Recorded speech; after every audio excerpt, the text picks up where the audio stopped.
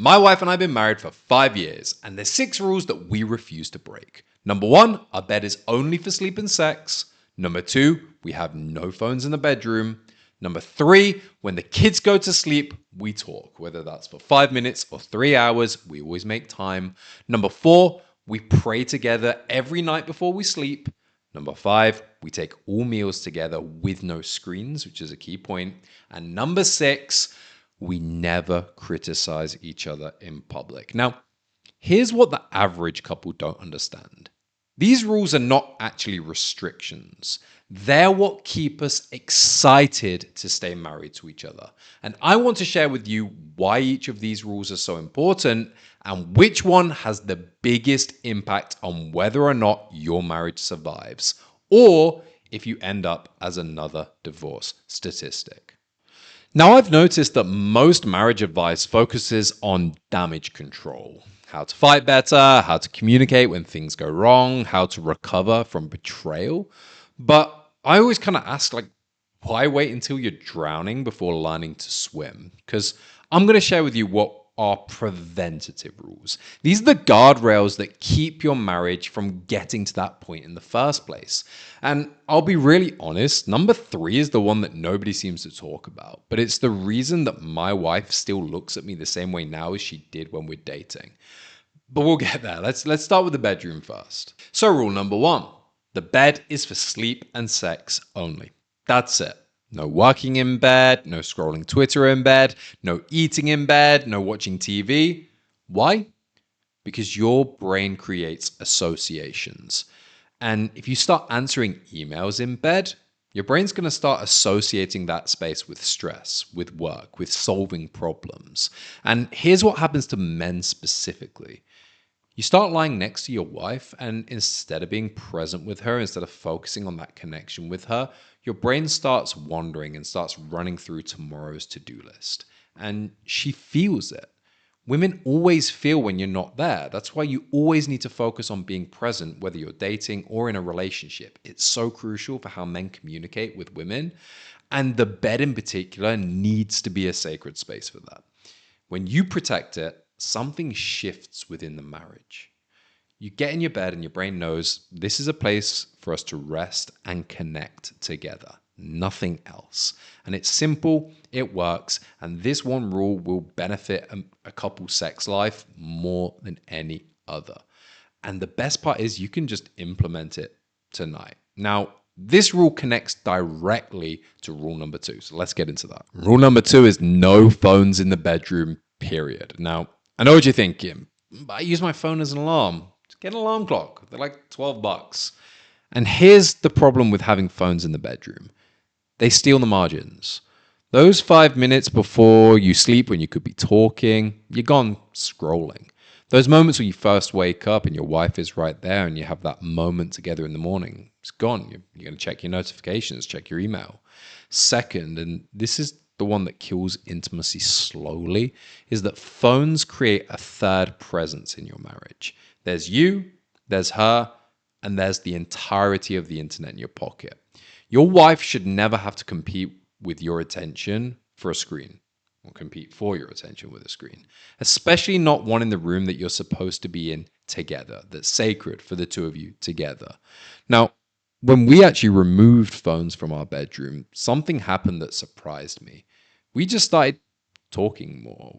There was no scheduled conversations. We just start chatting in the dark about nothing, about everything.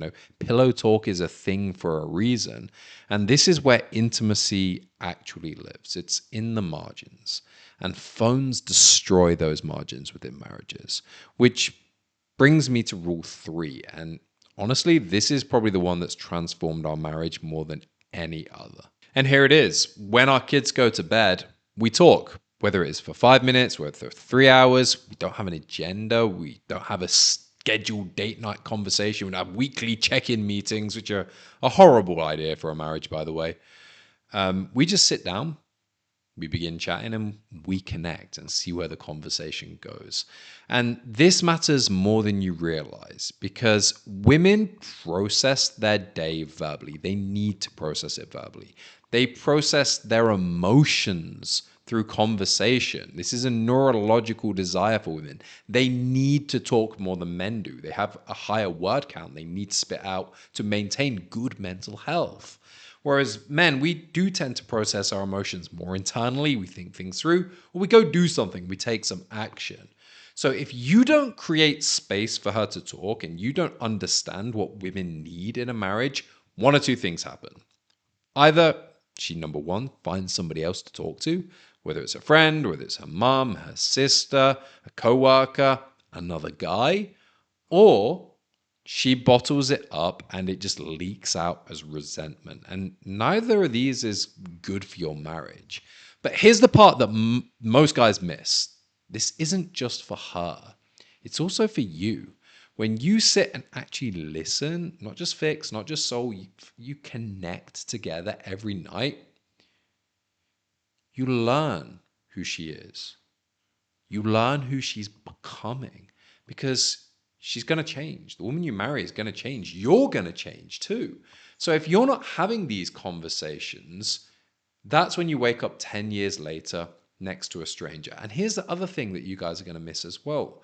That conversation is emotional foreplay for women. Having these conversations is going to lead to better sex, more active sex. And these nightly talks are what are going to keep you falling in love over the years. It's what keeps our marriage strong. And when I go down after putting our son to bed every night and I go, hey, how's your day? I tell my wife, I care about you. I care about our marriage. And my actions prove that.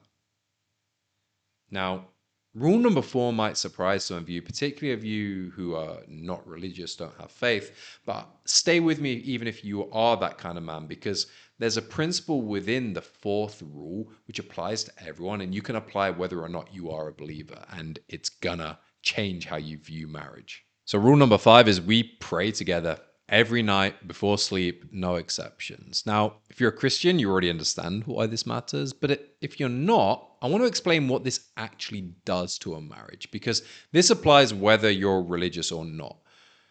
Prayer forces vulnerability.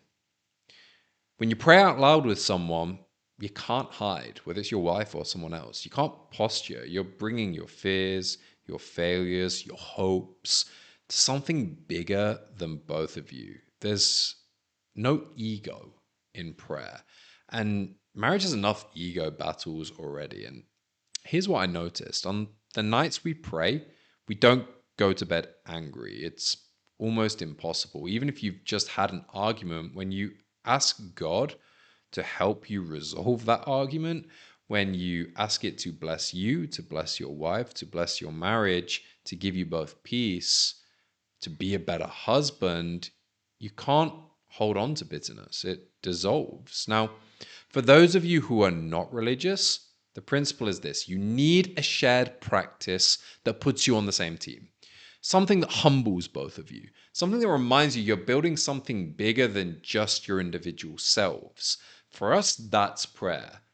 You need to find your version of that. Now, rule number 5 is no screens at meals and we eat together. And this one seems very simple, but let me show you why it's actually something much deeper. As my son tells me, it's time for us to eat our lunch together. Great timing. So as I return from keeping this rule, rule number 5 is all meals together with no screens, no phones at the table, no TVs in the background. And there's a very important reason for why this matters. And it's especially important if you have kids or you plan on having kids, because the dinner table is actually where your family culture gets built. It's where kids learn how to have a conversation, how to listen, how to engage with people who aren't just distracting them with flashing lights and sounds and toys. And here's what screens at the table communicate. This moment isn't enough. You're not enough. This food isn't enough. I need additional stimulation. That's the message, whether you mean it or not. And when you actually put the screens away, meals become about the people at the table. You actually taste your food. You actually hear about your wife's day. Your kids actually tell you things. Meals are the most consistent touch point in any family. Protect them. And this brings us to rule number 6, the final rule, which is we never criticize each other in public. I'll be honest, guys, I see this way too often. Whether it's a husband making a joke at his wife's expense and everyone laughs and she kind of laughs along too, but deep inside something just broke. Her trust eroded, her respect for him diminished. Or I hear it the other way around just as often is women complaining about their husbands to their friends, saying, oh, he always makes such a mess. He's a pig. And that makes her friends see her husband as less than he is. It makes her, over time, think of him to be less than he is. The truth is, marriage is a team. You're a reflection of each other. So when you talk badly about your wife or she of you, you're talking badly about yourself or she of her. And of course, this doesn't mean that you won't have issues. Maybe you do need to tidy up after yourself a bit more. But when these issues come up, you have to address it in private. In public, you are a team and you are your biggest advocates for each other. And I really think about this with my son because he's watching everything. He's watching how I talk about his mother, how I treat her when other people are around, and how I respond when she makes a mistake. And that's his blueprint for how men treat women. My son is watching how I treat his mother. And my wife is due with our third child in a couple of weeks. If that's a daughter, she's going to be learning what to expect from a man by how I treat my wife. I'm always thinking, what are they seeing? Look, these rules aren't complicated. They're not secrets. They're choices. And every day you get to choose what kind of marriage you're building. The phones stay out of the bedroom or they don't. You talk when the kids go to sleep or you scroll. You protect the dinner table or you let screens invade it. These choices compound. 5 years of right choices creates a marriage you're excited about, creates a dynamic that you love being part of. 5 years of wrong ones creates 2 roommates with a shared mortgage. And if you're a man who wants to build a marriage like this, or find a woman who's worth building a marriage like this with, that's what I help men do every day. I've worked with over 200 guys. At least 42 of those have found relationships during the time they've worked with me. At least 20 of those are already engaged to that woman. And there's a link in the description to book a call with me. You'll be talking to me personally. We'll just talk about where you are, where you want to be, and whether I can even help you get there. And if that's something that you would find valuable, the link will be in description, and I will speak to you very soon. So until next time, let's build something that's worth keeping.